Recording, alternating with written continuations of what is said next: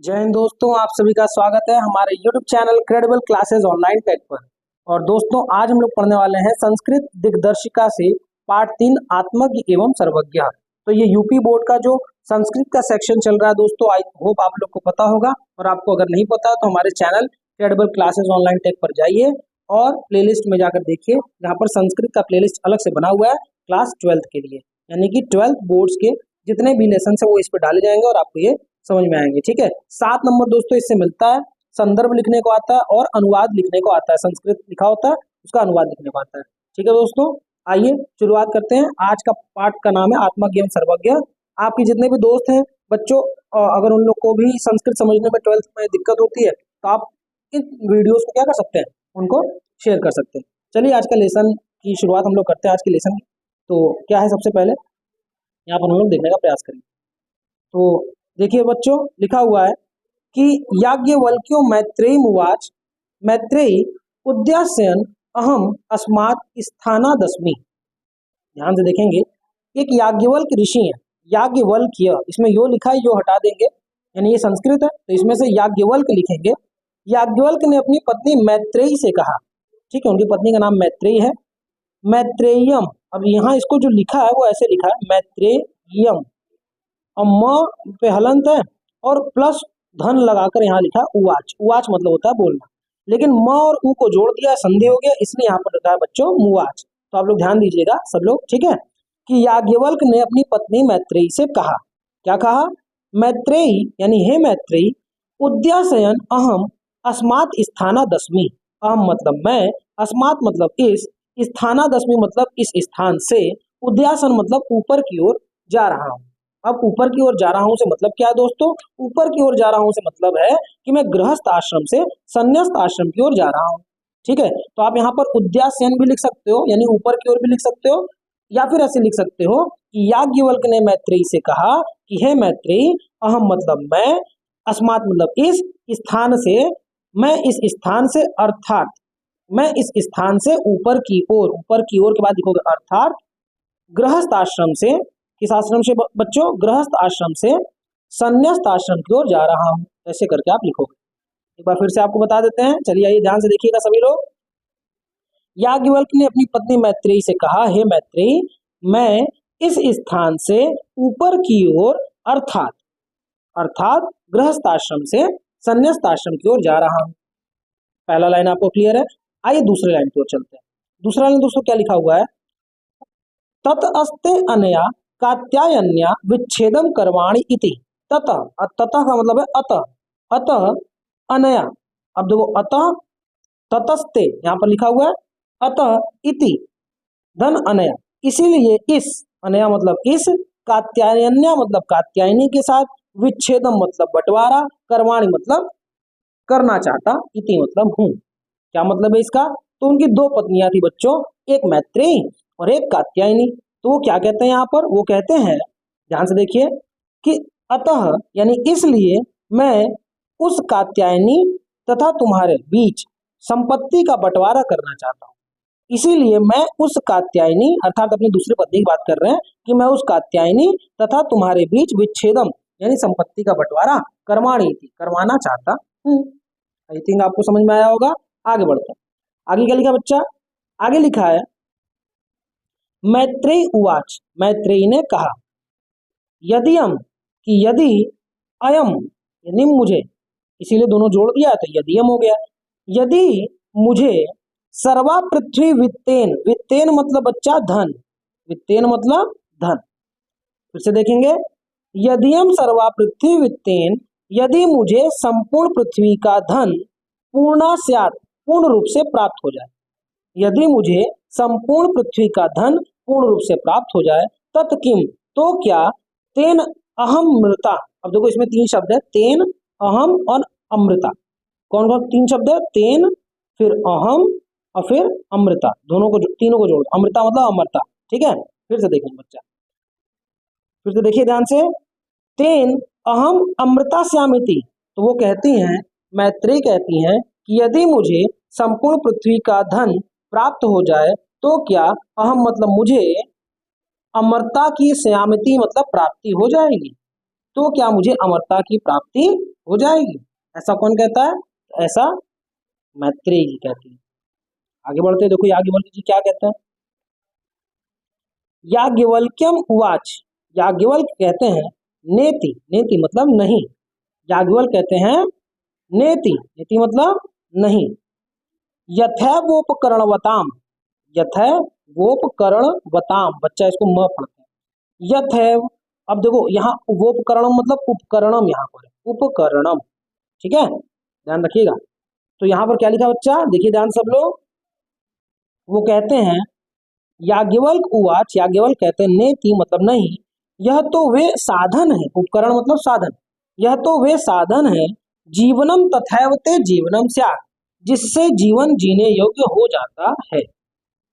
जब वो कहती हैं कि संपूर्ण पृथ्वी का धन मुझे मिल जाएगा तो मुझे अमरता मिल जाएगी, तो याज्ञवल्क्य कहते हैं नहीं, यह संपत्ति, यह धन तो वह साधन है, यह संपत्ति धन जो मैं तुम्हें बांटना चाहता हूँ, यह तो वह साधन है, तो वह उपकरण है, जीवनम तथैव ते जीवनम स्यात्, जिससे जीवन सरलता से जिया जा सके या जिससे जीवन जीने योग्य बनाया जा सके, दोनों आप लिख सकते हो, ठीक है। आगे बढ़ते हैं,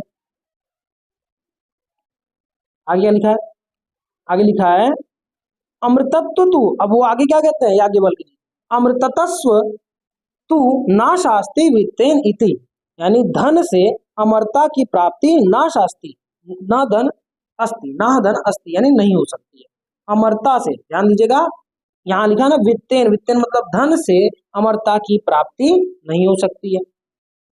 आगे देखिए, सा मैत्रेयी उवाच, तब मैत्रेयी ने कहा, तब का मतलब, अब देखिए यहाँ सा लिखा है ना बच्चा, हमेशा ध्यान रखिएगा आप लोग एक चीज का, कि जब स लिखा रहता है स, तो स जब लिखा रहता है बाबू, तो वो लड़का के लिए लिखा रहता है, और जब कोई लड़की बोलती है तो उसको क्या सा बोलते हैं।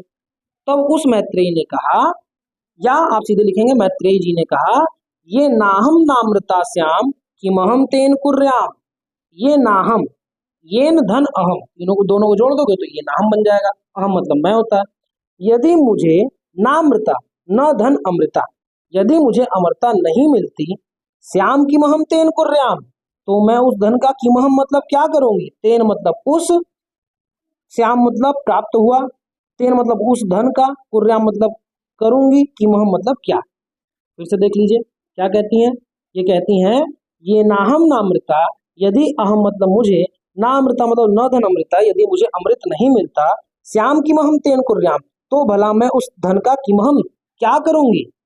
यहाँ धन नहीं लिखा लेकिन इस तेन को ही क्या कहा जा रहा है, वे मतलब धन। क्लियर है, आगे बढ़ते हैं।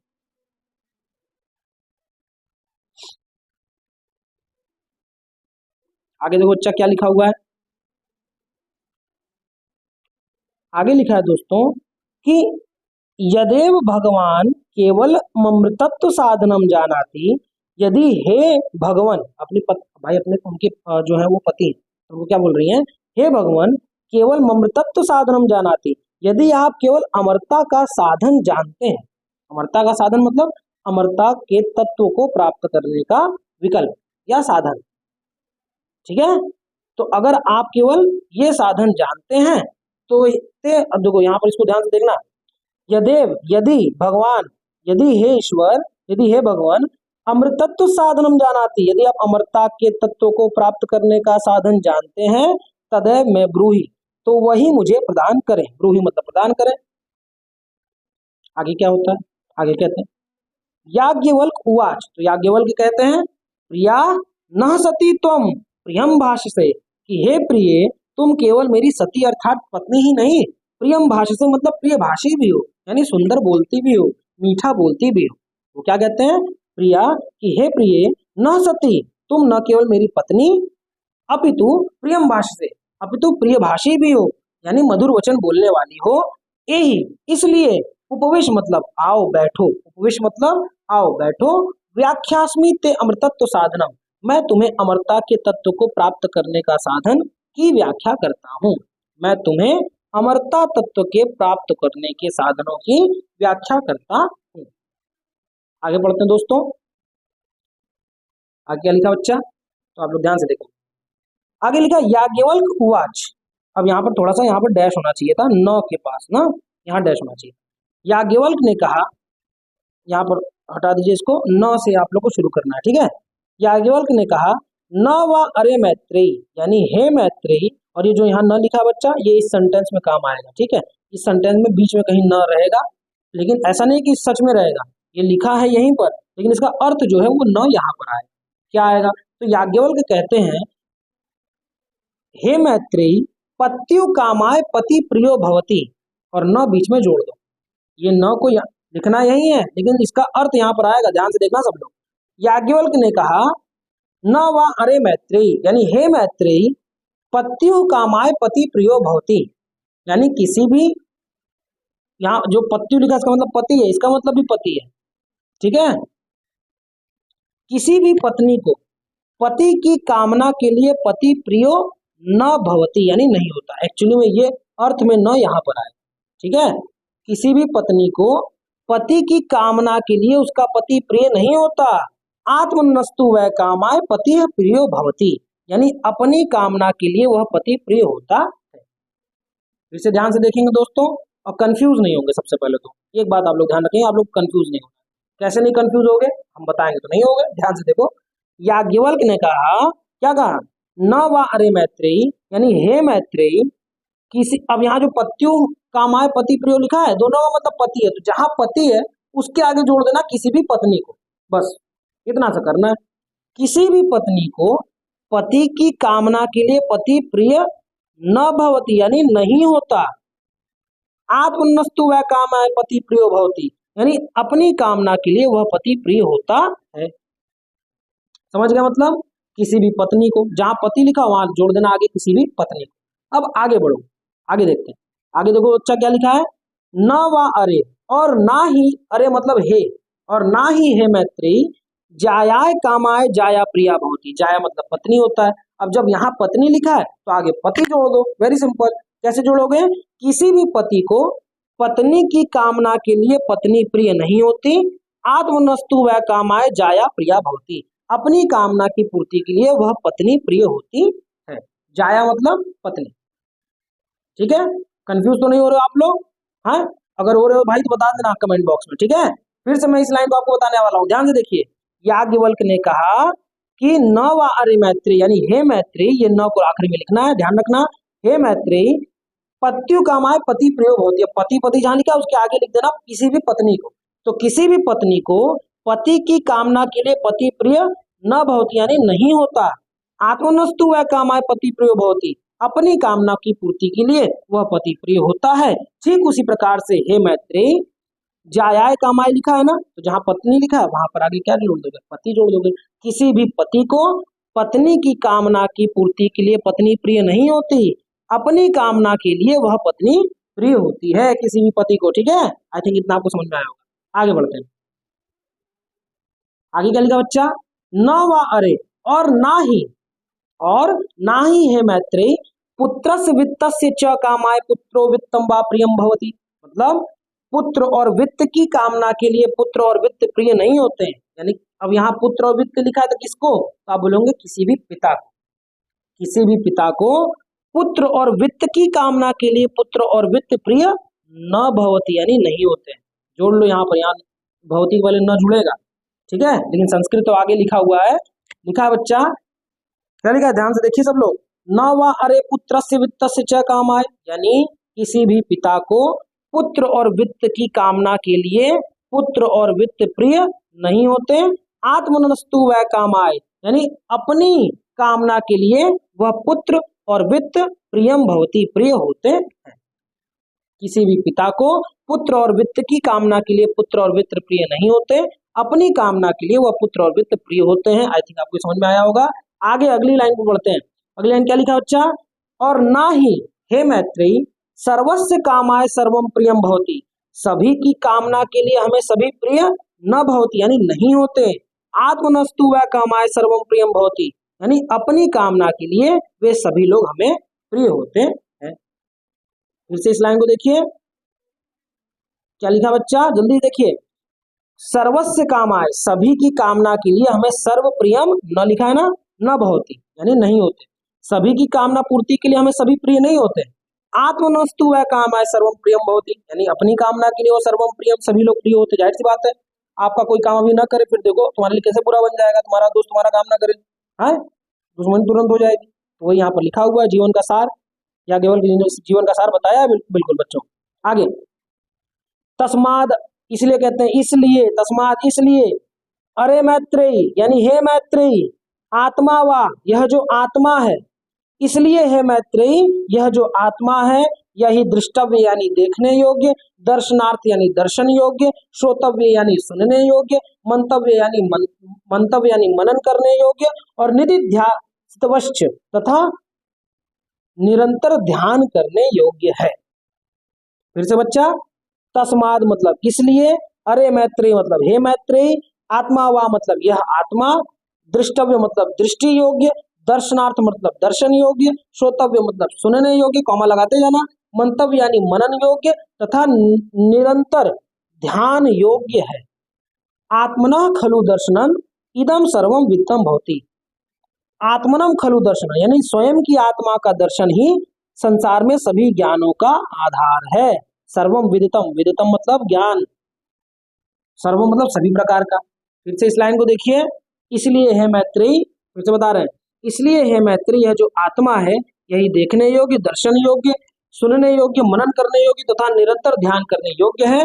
अपनी आत्मा का खलु, खलु मतलब स्वयं की, आत्मा मतलब आत्मा का, दर्शन मतलब दर्शन, स्वयं की आत्मा का दर्शन प्राप्त करना ही संपूर्ण संसार के ज्ञान का आधार है। यानी अगर आपको, आप स्वयं के विषय में जान गए तो संपूर्ण संसार के विषय में भी आप विधिवत जान गए।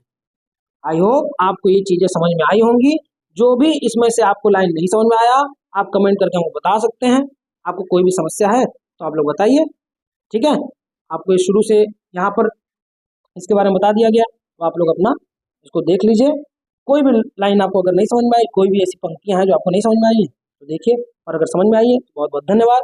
बोर्ड्स के लिए आप सभी लोगों को ढेर सारी शुभकामनाएं। और आगे हमको और किन चीज़ों पर वीडियो बनानी है जरा आप बताइए। आप लोग, अगर आप लोगों को कोई भी दिक्कत है क्लास 12th में कोई भी सब्जेक्ट्स है तो आप बताइए, भर भर के कमेंट कीजिए। बाकी सभी दोस्त, जितने भी आपके दोस्त लोग हैं 12th में, भले वो कोई कोचिंग पढ़ रहे हैं नहीं पढ़ रहे हैं, डजेंट मैटर, सबको ये वीडियो क्या कीजिए, शेयर कीजिए, ठीक है। और नाम याद रखिए चैनल का, क्रेडिबल क्लासेस ऑनलाइन टेक। चलिए मिलते हैं हम लोग अपने अगले वीडियो में, तब तक के लिए आप सभी लोगों को जय हिंद, जय भारत।